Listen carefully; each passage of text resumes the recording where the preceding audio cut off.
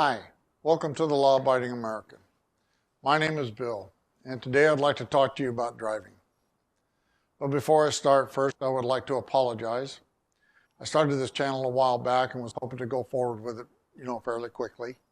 But due to personal circumstances, I had to back away for a little bit. And so hopefully we can now get this moving forward and continue doing videos for different things that I feel everybody would like to hear about. And today, as I said, we are going to talk about driving. Now, I know driving is a kind of a touchy subject for some, but it still needs to be gotten out there. Driving takes three parts to be a good driver. It takes common sense, respect, and most importantly, skill. These three combined together will make you a very good driver.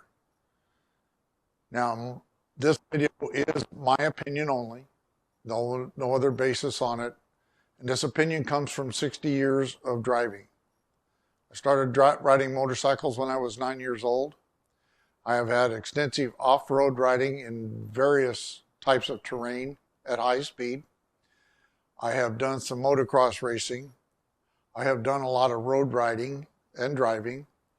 I have done a lot of track days on motorcycles as well as road racing motorcycles. I've taken a lot of training from experts, pros, anyone I could get it from, as well as books. So this is where my background comes from and my opinion based on what I see out there. Now, my opinion is that our government, like everybody else, wants the safest roads as possible. We all do. Nobody wants to get in an accident. Nobody wants to get hurt. The problem being is our representatives we send to office are spending millions upon millions of dollars for Band-Aid fixes. For some reason, they don't want to go looking past the end of their nose and saying, hey, we got to go to the root problem of this. That is the driver. Because the driver is the single most important safety feature of any vehicle moving down the road. Now, in my opinion, this affects about 95% of the drivers I see out there. They absolutely do not have the necessary skill, common sense, or respect to drive adequately. Now, if you look at auto manufacturers, they even build cars with more added safety features, like ABS brakes, the seat belts, lane departure warnings, blind spot warnings, all of these things. And they're great, don't get me wrong. Problem being is people become reliant upon features instead of skill. We need to start developing our driving skills out there. Re-getting common sense and respect. Now I see a lot of ads where they say, speed kills. Speed doesn't kill. Speed is a contributing factor. And it gets compounded if you really don't have the skill to drive that fast. Or you're in a vehicle that can't handle that kind of speed.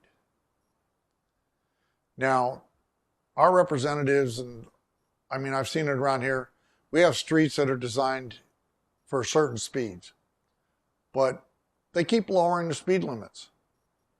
I don't know why.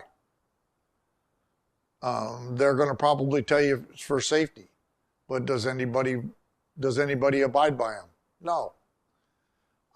Most people are going 5 to 6 miles an hour above the posted speed limit. Everybody seems to accept this, but there are those who go much faster. Another problem I see out here is people running red lights. They roll through right turns. They don't come to complete stops. They try and force going through a light when they're behind the lines. I've seen cops even run red lights. They don't come to complete stops. Or if there's somebody that runs a red light in front of them, they may not do anything about it. Red light runners are very dangerous. And it really does need to be stopped. Now, I live in Arizona, and I am from California. And that it is truly amazing how bad I see these drivers are. Because another example is like when you're merging onto a freeway. The traffic on the freeway is around Arizona is about 65 miles an hour unless you're kind of out in the open.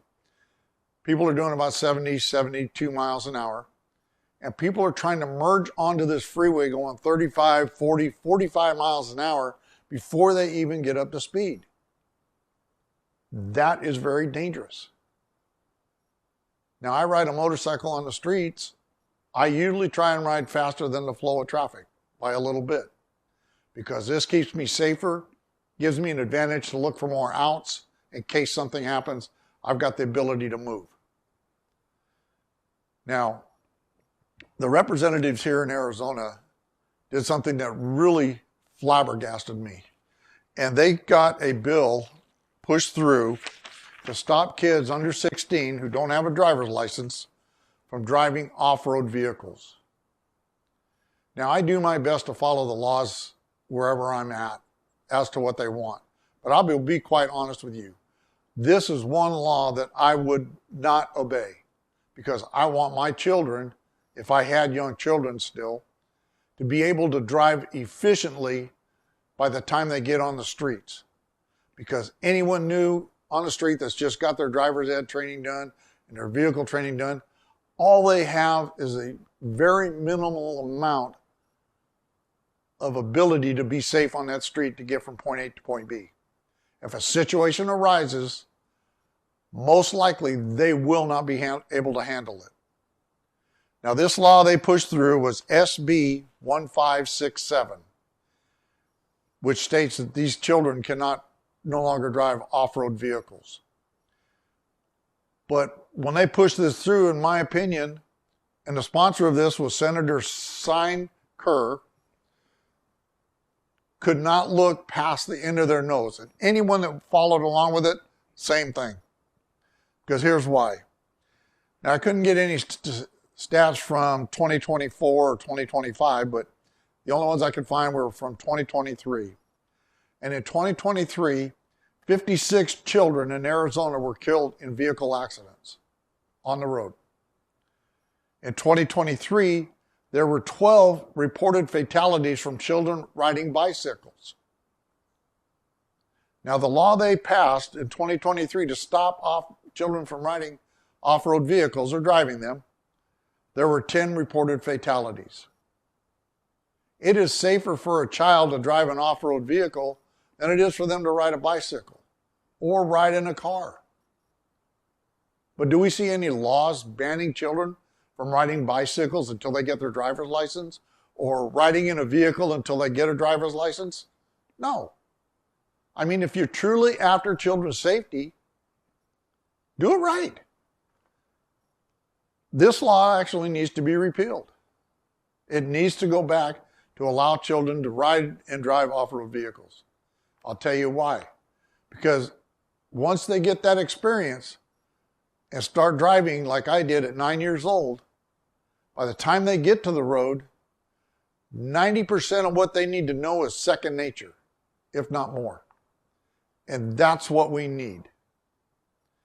Now, I apologize if I'm offending anybody with my opinion, but my opinion is that, 95% of the drivers out there are not competent to drive. We need to start implementing advanced driving courses so that people can learn how to drive efficiently, effectively. We need to get common sense reinstated. We need to get respect back out there on the roads.